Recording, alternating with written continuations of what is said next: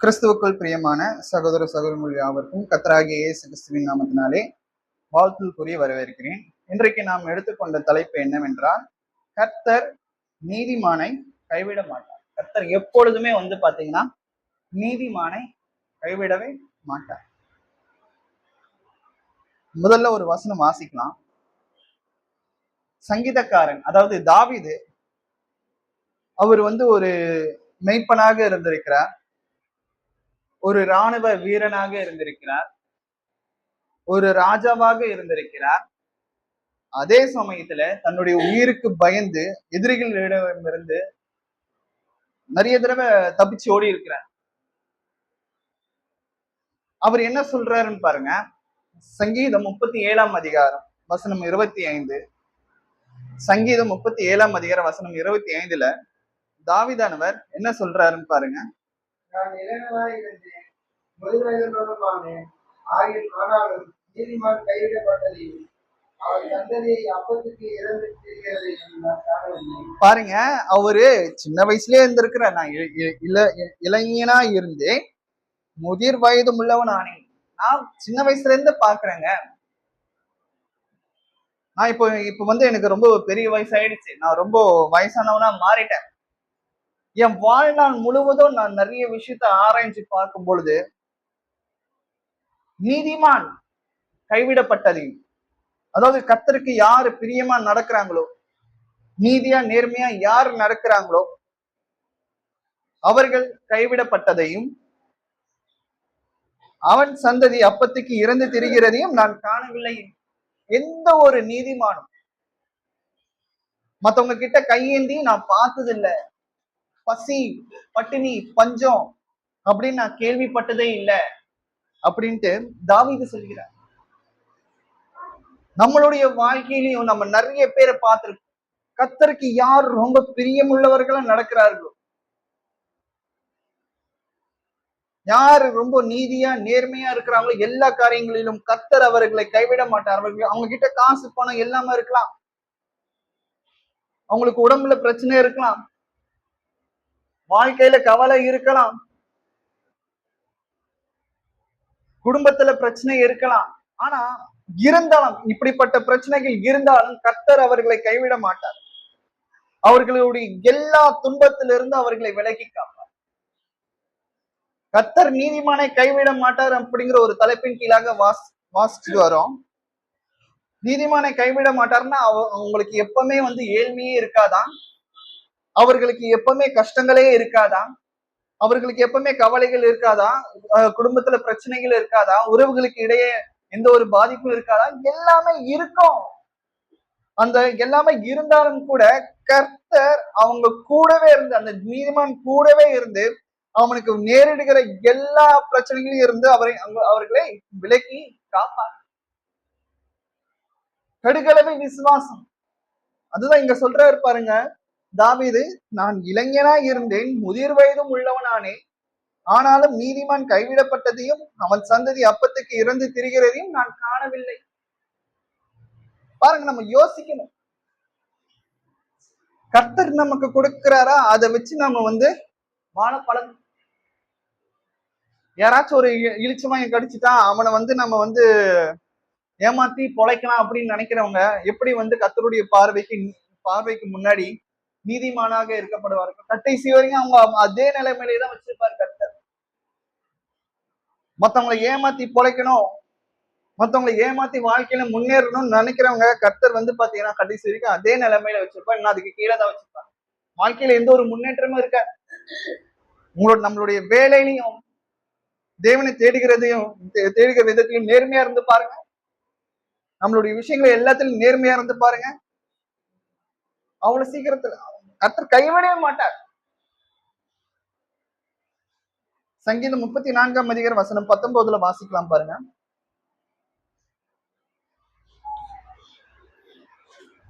சங்கீதம் 34 அதிகாரம் வசனம் 19.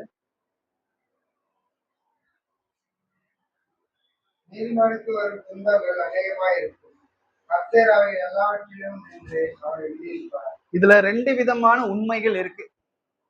முதல் உண்மை என்ன அப்படின்னு பாத்தீங்கன்னா, கர்த்தர் நீதிமானை கைவிட மாட்டார்ங்கிற தலைப்பின் கீழாக நம்ம இந்த வசனத்தை தியானிச்சுட்டு இருக்கோம். அதே சமயத்துல நீதிமானுக்கு வரும் துன்பங்கள் அநேகமா இருக்கும். இதுதான் முதல், அதாவது இந்த வசனத்துல இருக்கிற முதல் உண்மை இதுதான். நீதிமானுக்கு கண்டிப்பா பிரச்சனை வரும், கண்டிப்பா துன்பங்கள் வரும். அது துன்மார்க்கரை காட்டிலும் அதிகமா வரும். நல்லா யோசிச்சுக்கோங்க, நீதிமானுக்கு துன்மார்க்கரை காட்டிலும் துன்பங்கள் அநேகமா வரும்.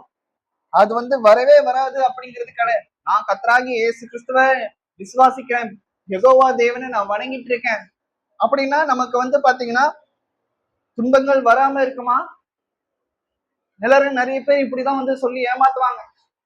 நீங்க கிறிஸ்துவை ஏற்றுக்கொள்ளுங்க, எங்க சபைக்கு வாங்க, உங்க உங்க வாழ்க்கையில எப்பவுமே துன்பங்கள் இருக்காது.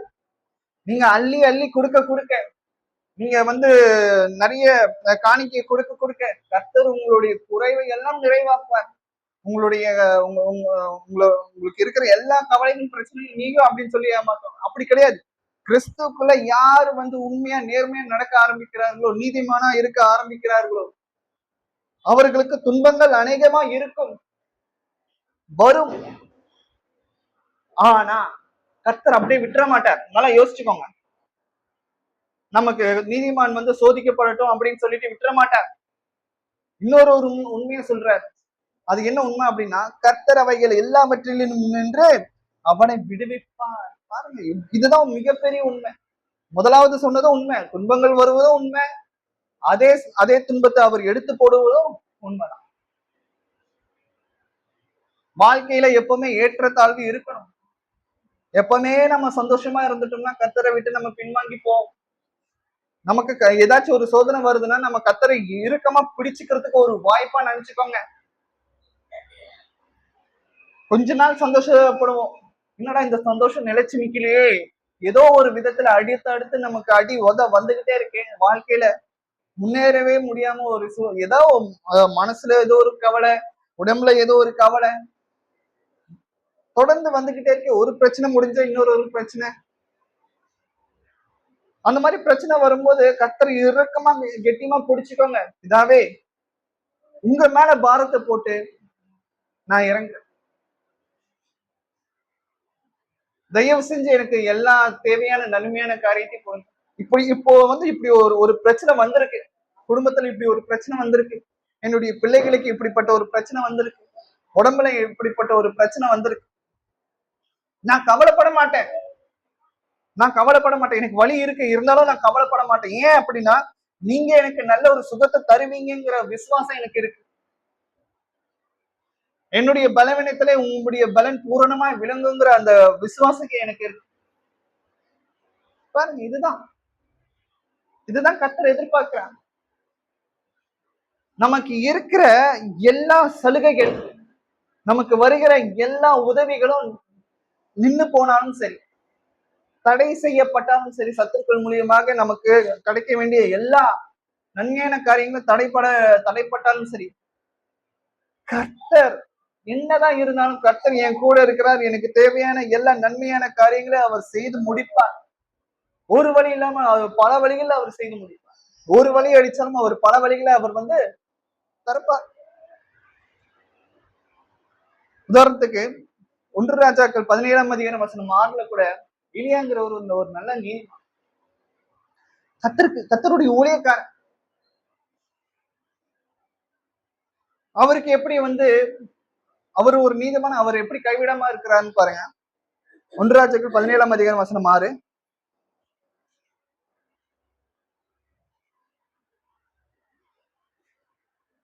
காகங்கள் அவனுக்கு விடியற்காலத்தில் அப்பமும் இறைச்சியும், சாயங்காலத்தில் அப்பமும் இறைச்சியும் கொண்டு வந்தது, அந்த ஆற்றின் தண்ணீரை குடித்தான். அதாவது எலியா இருந்த இடத்துல முழுக்க பாத்தீங்கன்னா பசி, பஞ்சம், பட்டினி, விளைச்சல் இல்ல. நிறைய பேர் சாப்பாடு இல்லாம, தண்ணி இல்லாம மறிக்கிறாங்க. நல்லா யோசிச்சுக்கோங்க, கர்த்தர் நீதிமானை கைவிட மாட்டாருங்கிறதுக்கு இது ஒரு மிகப்பெரிய உதாரணம். இந்த உலகமே இருண்டு போனால், பசியால வாடினாலும் கர்த்தரை தேடுகிறவர்களுக்கு ஒரு நன்மையும் குறைவுபடாதுங்கிறதுக்கு ஏற்ற உதாரணம் எலியா. எலியா பசியால வாடவே இல்லை. ஐயோ எனக்கு பசிக்குதே, யாராச்சும் சாப்பாடு கொடுங்களேன் அப்படிங்கிற வாடல. கர்த்தர் அவரை அந்த கேரி தின்னும் மாற்றங்கரையில கொண்டு போய் விட்டார். காகங்கள் மூலியமா, யார் மூலியமா? மனுஷங்க மூலியமா கூட இல்ல, காகங்கள் மூலியமா இரவும் பகலும் எலியாவை போஷிக்கிறார் கர்த்தர். அந்த ஆற்று தண்ணீரை குடிச்சு அவன் இருந்தான். அதே நேரத்துல அந்த பஞ்சம் பசி பஞ்சம் இருக்கிற இடத்துல ஒரு ஏழை விதவை வீட்டுக்கு போறாரு. வாசிக்கலாம். 1 ராஜாக்கள் 17ஆம் அதிகாரம் வசனம் 14.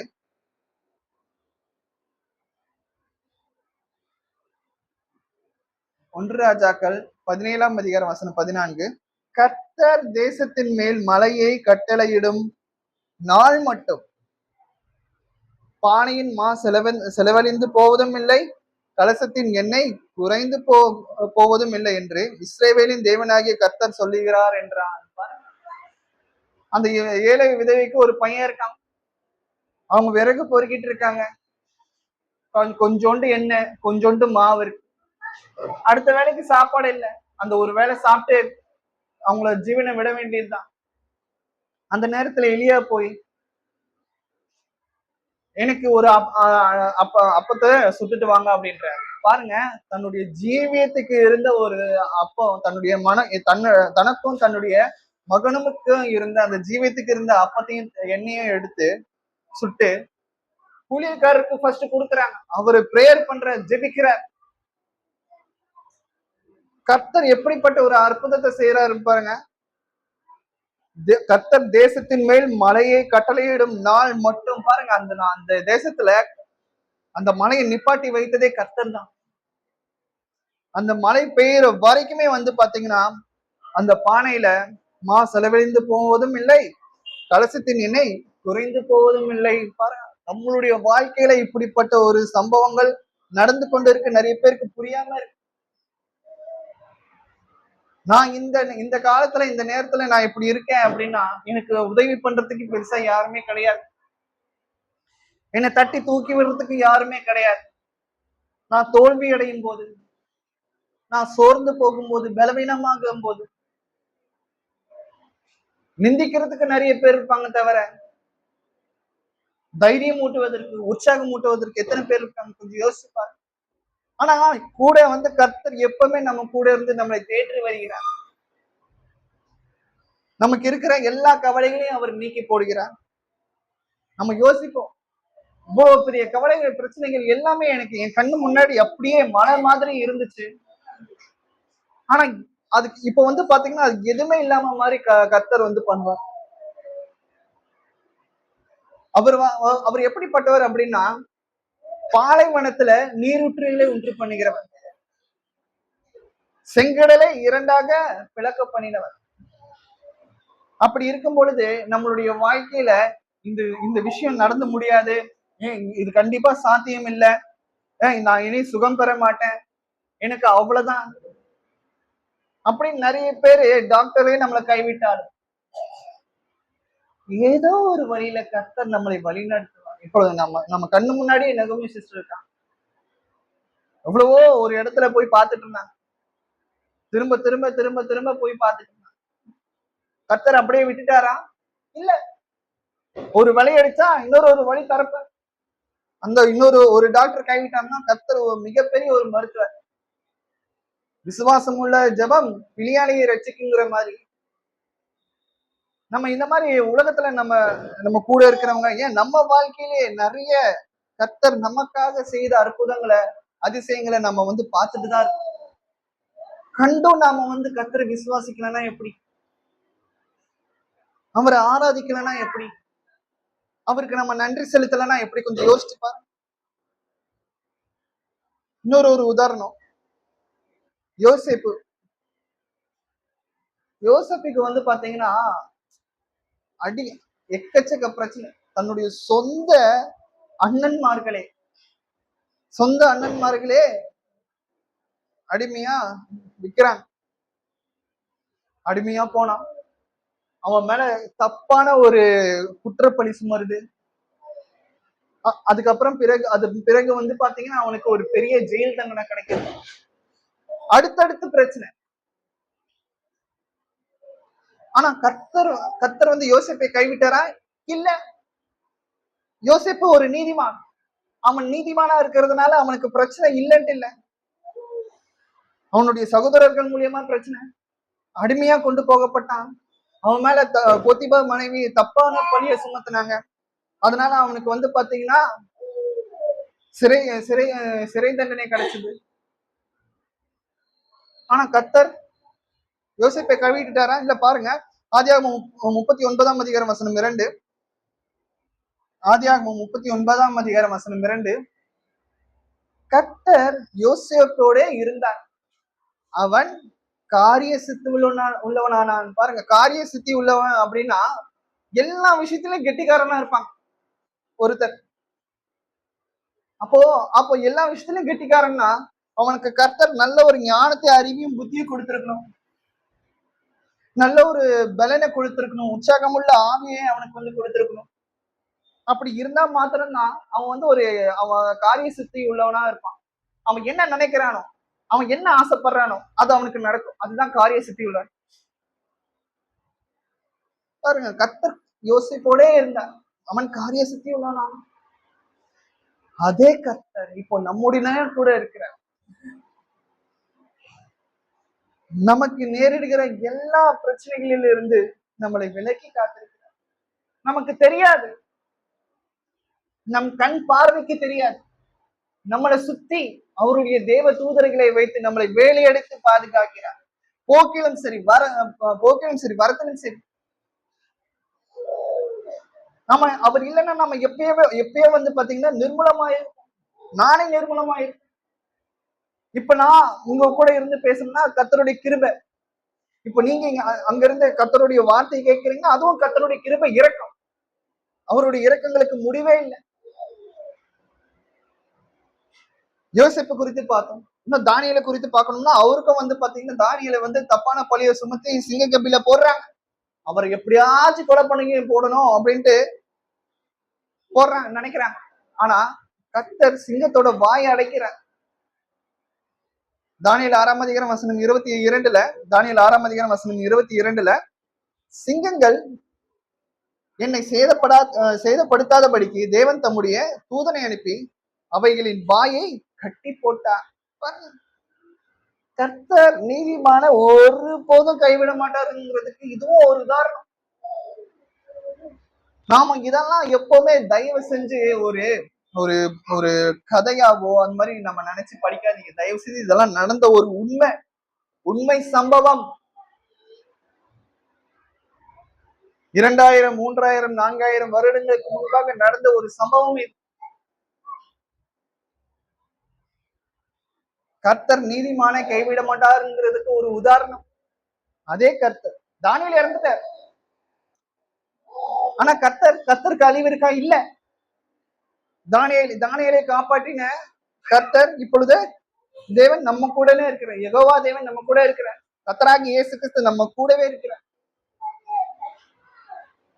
மனிதர்கள் நம்மளை கைவிட்டாலும், உறவினர்கள் நம்மளை கைவிட்டாலும், பிள்ளைகள் நம்மளை கைவிட்டாலும், பெற்றோர்கள் நம்மளை கைவிட்டாலும், நண்பர்கள் உயிருக்கு உயிர நண்பர்களே நம்மளை கைவிட்டாலும் கர்த்தர் நம்மை ஒருபோதும் கைவிட மாட்டார். அவர் ஏங்கிட்டு இருக்கிறார். என் மகன் என்னிடத்துல வருவானா, என்னிடத்துல ஜெபிப்பானா, என்னை தேடுவானா, என்னை பின்பற்றுவானா, என்னுடைய அடிச்சுவடுகள்ல நடப்பானா, அவர் வந்து ஏங்கிட்டு இருக்கிறார். பாருங்க, நமக்கு முன்னாடி அவர் நம்மிடத்துல அன்பு வைத்திருக்கிறார். இப்ப நான் சொல்ற உதாரணங்கள்லாம் ரொம்ப கம்மி. வேதாகமத்தை நம்ம வாசிக்கும் பொழுது இஸ்ரவேல் மக்களை தன்னுடைய சொந்த பிள்ளைகளா வழி நடத்திட்டு வந்தார் பாலைவனத்துல. ஆமா, இப்போ வந்து வெயில் காலம் வந்துருச்சு, வெளியே தலை காட்ட முடியல. கொஞ்சம் யோசிச்சு பாருங்க, லட்சக்கணக்கான மக்கள் அந்த பாலைவனத்துல அந்த பகல் டைம்ல வெயில்ல எப்படி அவங்க நடந்துட்டு வந்திருப்பாங்க. கர்த்தர் ஓகே நீங்க வந்து அப்படியே வெயிலே நடந்துட்டு வாங்கன்னு விடல. மேக ஸ்தம்பத்தை வைத்து அவர்களுக்கு என்ன பண்ற, நிழலை கொடுக்கிற. அதுல அவங்க வந்து வராங்க. நிறைய பேருக்கு வந்து பாத்தீங்கன்னா, இப்ப இருக்கிற செப்பல் எல்லாம் வந்து பாத்தீங்கன்னா கொஞ்சம் தூரம் நடந்துட்டு நல்லா தேய்ச்சு ஒரு 6 மாசம் 1 வருஷம் வருதுன்னு வச்சுக்கோங்க. ஆனா அன்று வாழ்ந்த இஸ்ரேல் மக்கள் அந்த பாலைவனத்தில் நடக்கும்போது அவங்க செப்பல் தேயவே இல்லை.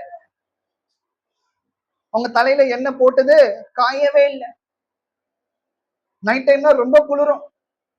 அக்னி ஸ்தம்பத்தை வச்சு அவர் வந்து அவர்களுக்கு அந்த அந்த குளிர் காய வைக்கிறார்.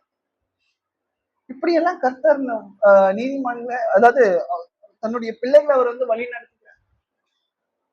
ஆபிரகாம், ஈசாக்கு, யாக்கோபு கர்த்தருடைய கட்டளைக்கு கீழ்ப்படிஞ்சு நடந்தாங்க.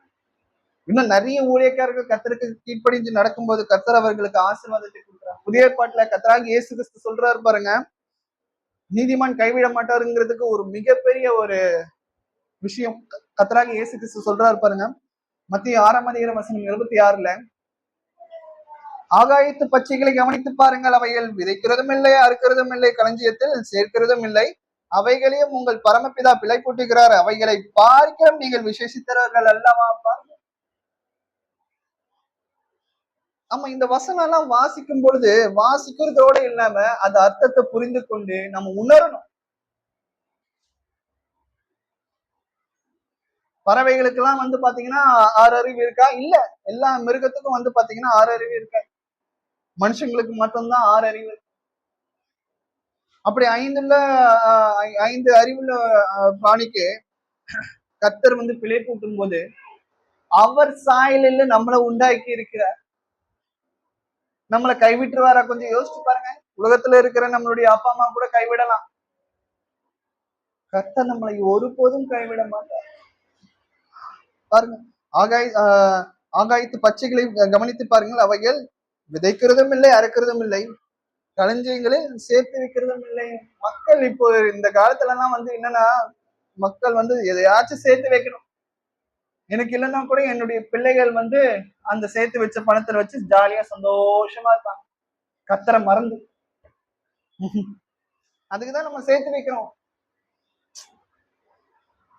இதை வந்து நம்ம சேர்த்து வைக்காம அப்படியே விட்டு பாருங்க. பிள்ளைகள் வந்து பாத்தீங்கன்னா கர்த்தரை டிபெண்ட் பண்ணிதான் இருப்பாங்க கடைசி வரைக்கும். அதுதான் நல்லது. காசு பணம் இருந்துச்சுன்னா கர்த்தரை மறக்கிறதுக்கு எக்கச்சக்க வாய்ப்பு இருக்கு. அதுக்காக வந்து நீங்க சேர்த்து வைக்காதீங்க அப்படின்லாம் சொல்லல. அதே சமயத்துல ஆவிக்குரிய ரீதியில நம்ம நம்மளுடைய பிள்ளைகளை வளர்க்கணும். எது முக்கியம் அப்படிங்கறத அவர்களுக்கு சொல்லி வளர்க்கணும். உலகத்துல இருக்கிற செல்வமா, நமக்கு நித்திய ஜீவனை அளிக்கக்கூடிய தேவனா, பிதாவாகிய தேவனா அப்படின்ட்டு நம்ம வந்து குழந்தைங்களுக்கு சொல்லி வளர்க்கணும். ஏன்னா ஐஸ்வர்யமும் அந்த பணமும் வந்து பாத்தீங்கன்னா ஒரு விக்கிரக ஆராதனை தான். பண ஆசை வந்து ஒரு விக்கிரக ஆராதனை தான். மக்கள் அதுலதான் அதிகமா பிரியப்படுறாங்க. பணத்துக்காக யாரு வேணா விட்டு கொடுத்துடுறாங்க. மனுஷனுக்கு கொடுக்கிற மதிப்பை காட்டிலும் பணத்துக்கு தான் அதிகம் மதிப்பு, மரியாதை. எங்க பணம் இருக்கோ அங்க மரியாதை, பேரு, புகழ் எல்லாமே ஆட்டோமேட்டிக்கா வரும். நீங்க எவ்வளவு பெரிய முட்டாளா இருந்தாலும் சரி, எவ்வளவு பெரிய ஒரு மோசமான மனுஷனா இருந்தாலும், பணம் இருந்தா எல்லாமே உங்களுக்கு ஆட்டோமேட்டிக்கா. கர்த்தர் வந்து அதெல்லாம் பார்க்கிறார். அப்படிப்பட்டவர்களை அவர் வெறுக்கிறார். அப்ப நம்ம பண்ண வேண்டியது மத்திய 6:33 முதலாவது தேவனுடைய ராஜ்யத்தையும் அவருடைய நீதியும் தேடுங்கள், அப்பொழுது இவைகள் எல்லாம் உங்களுக்கு கூட கொடுக்கப்படும். நீங்க வந்து பெருசா நீங்க எஃபர்ட் எல்லாம் போட வேண்டாம். உங்களுக்கு 3 வேளை சாப்பாடு, தங்குறதுக்கு இடம், உங்களுக்கு நல்ல ஒரு சுகம், பலன், ஜீவனம் நான் உங்களுக்கு தரேன்ப்பா. நீங்க சும்மா இருங்க. உங்களுக்கு தேவையான உங்களுடைய போராட்டத்தை நான் பாத்துக்கிறேன். உங்களுடைய யுத்தத்தை நான் நடத்துறேன். நான் உங்களுடைய யுத்தத்துக்கு நான் வெற்றியை கொடுக்கிறேன். நீங்க சும்மா இருப்பீர்கள் அப்படின்ற. அப்போ நம்ம இடத்துல இருந்து அவர் எதிர்பார்க்கிற ஒரே ஒரு முக்கியமான விஷயம் என்னன்னா, முதலாவது தேவனுடைய ராஜ்யத்தை தேடுங்களா, ராஜ்யத்தையும் அவருடைய நீதியும் தேடுங்கன்ற. எனக்கு கூட ஒரு சில நேரத்துல எப்படி அப்படின்னா, நைட்டு நான் ஜபம் பண்ணும்போது ஒருவேளை இந்த நேரத்துல இந்த ஜபத்தை ஸ்கிப் பண்ணிடலாமோ, ரொம்ப டயர்டா இருக்கு. நைட்டு என்னால வந்து பாத்தீங்கன்னா ஒரு சில நேரத்துல ரொம்ப டயர்டா இருப்பேன். என்னால அப்படியே ஏஞ்சி உட்கார கூட முடியாது. அப்படியே நான் படுத்துடலாம் அப்படின்னு கூட நினைப்பேன். ஆனா அந்த நேரத்துல வந்து பாத்தீங்கன்னா அந்த நாள் முழுவதும் கர்த்தர் என்ன நல்லதா ஆசீர்வதிச்சிருப்பார். எனக்கு தேவையான எல்லா நன்மையான காரியங்களும் செஞ்சிருப்பார். என் மனசு ரொம்ப சந்தோஷமா நிம்மதியா இருக்கும் இருந்திருக்கும். ஆனா நைட்டு அவருக்கு அது அப்ப நான் நைட்டு கண்டிப்பா ஜபம் பண்ணணும். அந்த ஜபத்துல அந்த நாள் முழுவதும் கர்த்தர் என்ன ஆசீர்வதிச்சிருக்கிறாரு, எனக்கு ரொம்ப சந்தோஷமா வச்சிருக்கிறாரு அப்படிங்கிறதுக்காக நான் கர்த்தருக்காக நன்றி செலுத்த வேண்டியது அவசியமாக இருக்கு. அந்த நேரத்துல போயிட்டு சரி ஓகே நாளைக்கு போய் பாத்துக்கலாம், நாளைக்கு காலையில மொத்தமா சேர்த்து நன்றி அப்படிலாம் நம்ம இருக்கக்கூடாது. நான் இருந்திருக்கேன். ஆனா இருந்தாலும் வந்து பாத்தீங்கன்னா நம்ம பைபிள வாசிக்கிறோம். ஆவியும் உற்சாகம் உள்ளது, மாம்சமோ பலவீனம் உள்ளது. அப்போஸ்தலனாகிய பவுல் சொல்றாரு, ஆவி என்ன சொல்லுதோ அது கேட்டபடி நடங்கள், மாம்சத்துக்கு நீங்க செவி கொடுக்காதீங்க. நம்ம என்னதான் வந்து பாத்தீங்கன்னா சோம்பேறித்தனமாக இருந்தாலும் அதை வந்து நம்ம ஒரு தொடர்ந்து ஒரு ஹேபிட்டா நம்ம மாத்திக்கணும். இன்னும் ஒரு சில டைம்லாம் வந்து பாத்தீங்கன்னா சாப்பிட்றதுக்கு முன்னாடி ப்ரேயர் பண்ணிட்டு சாப்பிடுவேன். ஒரு சில டைம்ல மறந்துடுவேன். தெரிஞ்சே நான் வந்து ப்ரேயர் பண்ண மாட்டேன். இது ப்ரேயர் பண்ணாம இருக்க மாட்டேன். ஒரு சில டைம்ல மறந்துடுவேன். மறந்து பாதியில தான் நிக்கிறோம். அப்ப கூட நான் வந்து ஜபம் பண்ணிட்டு தான் சாப்பிடுறேன். பாருங்க நம்ம வந்து பாத்தீங்கன்னா கர்த்தருக்குள்ள ஆவிக்குரிய ரீதியில அதிகமா வளர்றதுக்கு இதோ ஒரு உதாரணம். முதலாவது தேவனுடைய ராஜ்யத்தை தேடணுன்றாரு. நமக்கு பாருங்க, நமக்கு காலையில இருந்து நைட்டு வரைக்கும் வேலையில நமக்கு ரொம்ப டயர்டா இருக்கும். அது எல்லாமே கரெக்ட் தான், இல்லைன்ட்டுலாம் சொல்லல. இந்த உலகத்துல நமக்கு வந்து சர்வை பண்ணணும்னா வேலை செய்யணும், எல்லாரையும் சமாளிக்கணும், வீட்டுல இருக்கிறவங்களையும் சமாளிக்கணும், வெளியே இருக்கிறவங்களையும் சமாளிக்கணும். அதெல்லாம் நான் வந்து எல்லாருக்குமே இருக்கிற ஒரு விஷயம் தான். ஏதோ நமக்கு மட்டும்தான் அப்படி ஒரு ஒரு பெரிய பாரம் இருக்கு அப்படின்னு நினைச்சுக்காதீங்க, எல்லாருக்குமே இருக்கிறதா. அந்த மாதிரியான ஒரு சூழ்நிலையிலும் கூட கர்த்தருக்காக ஒரு 5 நிமிஷம், நீங்க மணிக்கணக்குல எல்லாம் கூட கர்த்தரை நீங்க தேடணும் அப்படின்னு கூட நான் கேட்கிறேன். காலையில ஒரு 5 நிமிஷம், நைட்டு ஒரு 5 நிமிஷம், சாப்பிடறதுக்கு முன்னாடி ஒரு ஒரு ஒரு ஒரு 30 செகண்ட் கர்த்தருக்கு நன்றி சொல்லிட்டு சாப்பிடறதுக்கு நமக்கு என்ன கொஞ்சம் யோசிச்சு பாருங்க. அங்கங்க போர் நடக்குது, விலைவாசி அதனால உயர்ந்துட்டு இருக்கு. கர்த்தர் நம்மளை பட்டினியா போட்டுட்டாரா? அங்க இருக்கிற மக்களை வந்து கொஞ்சம் யோசிச்சு பாருங்க. நிறைய பேர் செத்துட்டு இருக்காங்க. கர்த்தர் நமக்கு நல்ல ஒரு ஆயுசு நாட்களை கூட்டி கொடுத்துட்டு இருக்கிற கர்த்தருக்காக நம்ம வந்து ஒரு 5 நிமிஷம் ஒரு 5 செகண்ட் செலவு பண்ணி, அப்பா பிதாவே, அடியன் குடும்பத்தாருக்கு நீர் கொடுத்த இந்த உணவுக்காக நன்றி கர்த்தர் சொல்லிப்பார். நீங்க ஒவ்வொரு நாளும் சொல்லும் பொழுது உங்க வீட்டில் உள்ள அப்பமும் தண்ணீரும் எண்ணெயும் அப்படியே பெருகி கொண்டே வரும்.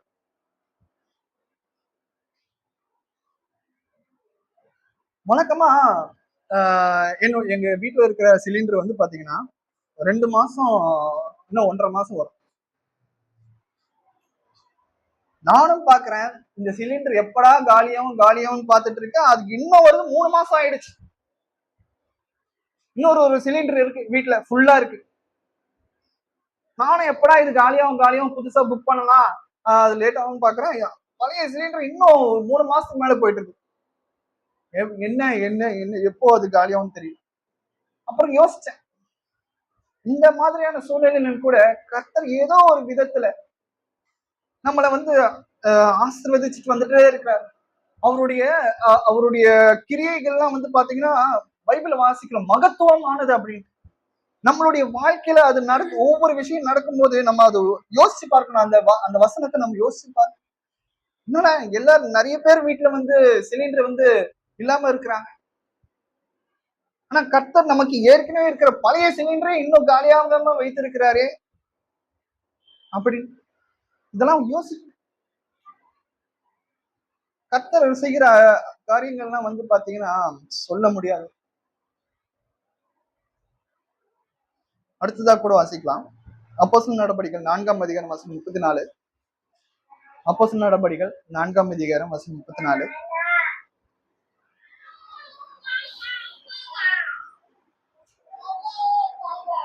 அவர்களில் ஒருவனும் ஒன்றும் குறைவாய் இருக்கவில்லை. நிலங்களையும் வீடுகளையும் உடையவர்கள் அவைகளை விற்று விற்கப்பட்டவைகளின் கிரயத்தை கொண்டு வந்து, அதாவது ஏர்லி சர்ச், அதாவது இயேசு கிறிஸ்து போனதுக்கு பிறகு கிறிஸ்டின் சபை அங்க வந்து நாட்டப்படுகிறது. ஃபர்ஸ்ட் இருக்கிற சபையில வந்து பாத்தீங்கன்னா ஆதி ஆதி காலத்துல ஆரம்பிச்ச அந்த கிறிஸ்டின் சபையில வந்து பாத்தீங்கன்னா யாருக்குமே எந்த ஒரு குறைவையும் வைக்கல கர்த்தர். எல்லாருமே சம்பூரணமா திருப்தியா இருந்தாங்க. ஏன் அப்படின்னா அவங்களுக்கு உண்டான எல்லா சொத்து பத்தியும் வந்து பாத்தீங்கன்னா சீஷர்கள் காலடியில கொண்டு போய் வச்சுட்டு சீஷர்கள் என்ன பண்ணாங்க அப்படின்னு பாத்தீங்கன்னா எல்லாருக்குமே சரிசமமா கொடுத்தாங்க. சாப்பாடு முதல் கொண்டு, தங்க இடம் முதல் கொண்டு, யாருக்குமே எந்த ஒரு குறைவுமே கர்த்தர் வைக்கல. இதுவும் வந்து பாத்தீங்கன்னா அப்படி, அதாவது நன்மை செய்தவர்களுக்கு கர்த்தர் கைவிட மாட்டார். இதுவும் ஒரு உதாரணம் தான். ஏன் அப்படின்னா அவங்களுக்கு இருக்கிற எல்லா சொத்து பத்துகளையும் வித்து சீஷர்கள் கால்நடையிலேயே கொண்டு போய் விட்டாங்க. சீஷர்களும் வந்து பாத்தீங்கன்னா எல்லாருக்குமே சரிசமமா பங்கிட்டு கொடுத்தாங்க. நான் உயர்ந்தவன் நீ தாழ்ந்தவன் அப்படிங்கிற எந்த ஒரு வேறுபாடும் இல்லாம எல்லாருக்குமே எல்லாமே கிடைக்க பண்ணினார் கர்த்தர். பிலிப்பியர் 4:19 கூட வாசிக்கும் பொழுது, என் தேவன் தம்முடைய ஐஸ்வர்யத்தின்படி உங்கள் குறைவைகள் எல்லாம் கிறிஸ்தியேசுவுக்குள் மகிமையிலே நிறைவாக்குவார். இது அற்புதமான ஒரு விஷயம். தம்முடைய ஐஸ்வர்யத்தின்படி. மத்தவங்களுடைய ஐஸ்வர்யம் வந்து பாத்தீங்கன்னா மத்தவங்களுக்கு எடுத்து கொடுக்க கொடுக்க கொஞ்சம் குறையும். ஆனா கர்த்தருடைய ஐஸ்வர்யம் அப்படி கிடையாது. அவர் எடுத்துக்க கொடுக்க கொடுக்க நமக்கு வந்துகிட்டே இருக்கு. அவருக்கு குறையவே குறையாது. அதே போல நாமளும் மற்றவர்களுக்கு உதவி செய்யும் பொழுது, தான தர்மம் பண்ணும் பொழுது நம்ம யோசிப்போம். தான தர்மம் பண்ணிட்டேன்னா என்கிட்ட இருக்கிற காசு கொஞ்சம் தான் இருக்கு, இதுவும் இல்லைன்னா நான் என்ன பண்றது? இல்ல, அவர் விட்டுருவாரா? கை விட்டுருவாரா? இல்ல. தன்னுடைய ஜீவியத்துக்கு இருந்த அந்த 2 காசை கொடுத்த அந்த ஏழை விதவைக்கு அவர் கைவிட்டிருப்பாரா? கண்டிப்பா கைவிட மாட்டார். அவர் வந்து எல்லாரையும் காட்டிலும் இவங்க தான் ஆசீர்வதிக்கப்பட்டவர்கள், பாக்கியவான் அப்படின்ற. நல்லா யோசிச்சுக்கோங்க.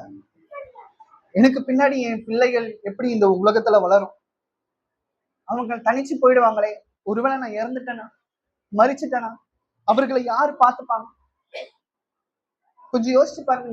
நிறைய பெற்றோர்களுக்கு, முக்கியமா பிள்ளைகளை பெற்ற தாய்மார்களுக்கு ஒரு கவலை எப்பவுமே இருக்கும்.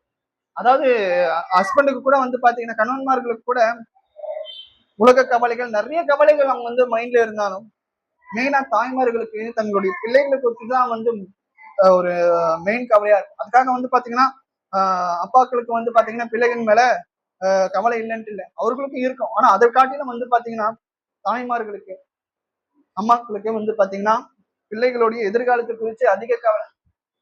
இல்லைன்னா என் குழந்தை என்ன வேணும், அவர்களுக்கு நல்லபடியா கல்யாணம் பண்ணி வைக்க முடியும், ஏதோ ஒரு கவலை இருந்துகிட்டே இருக்கு, ஏதோ ஒரு குறைவு இருந்துகிட்டே இருக்கு மனசுல. ஆனா அந்த குறைவை எல்லாம் கர்த்தர் வந்து எப்படி என்ன சொல்றாரு பாருங்க, குறைவை எல்லாம் கிறிஸ்து இயேசுவுக்குள் மகிமையிலே நிறைவாக்குவார். எத்தனை பேர் நம்ம இதை வந்து விசுவாசிக்க? எபிரேயர் 13:5.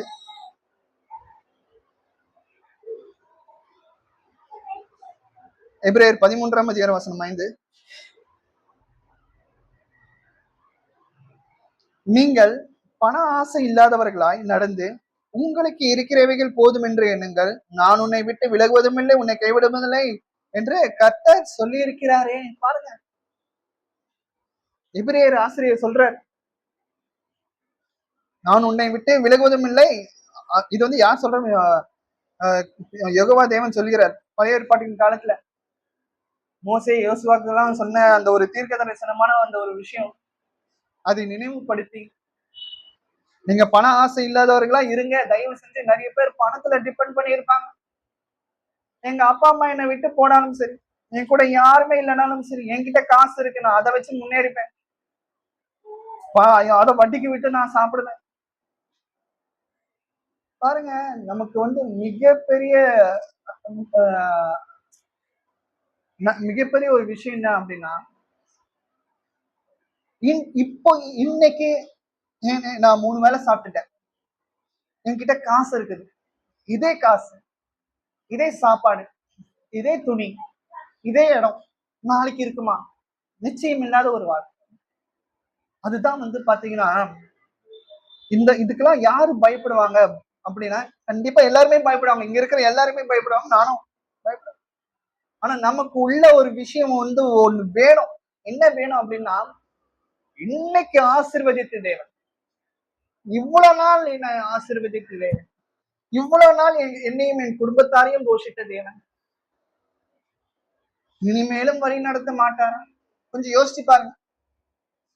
நமக்குள்ள இருக்கிற பயம் என்னன்னா, நாளைக்கு என்ன நடந்துருமோ, நாளைக்கு என்ன ஆயிடுமோ, ஒருவேளை அப்படியா, இப்படியே நம்ம பயந்துகிட்டே இருக்க வேண்டியது.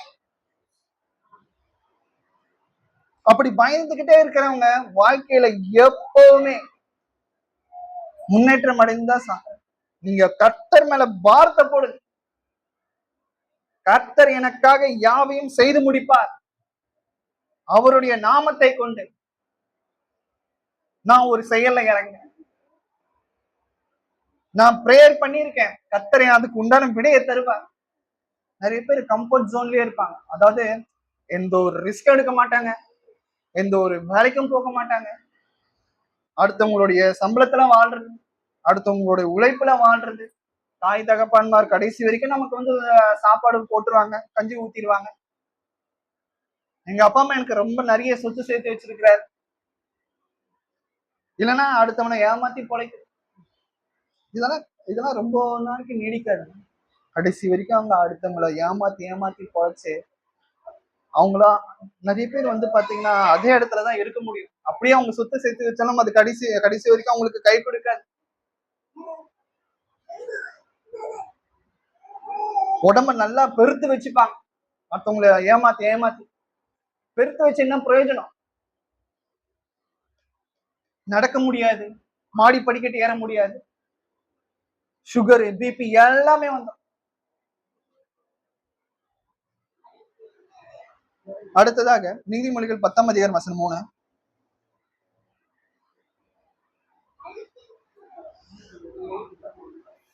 நீதிமொழிகள் 10:3. கர்த்தர் நீதிமானுடைய ஆத்மாவை பசியினால் வருந்த விடார், துன்மார்க்கருடைய பொருளாசையோ தள்ளிவிடுகிறார்.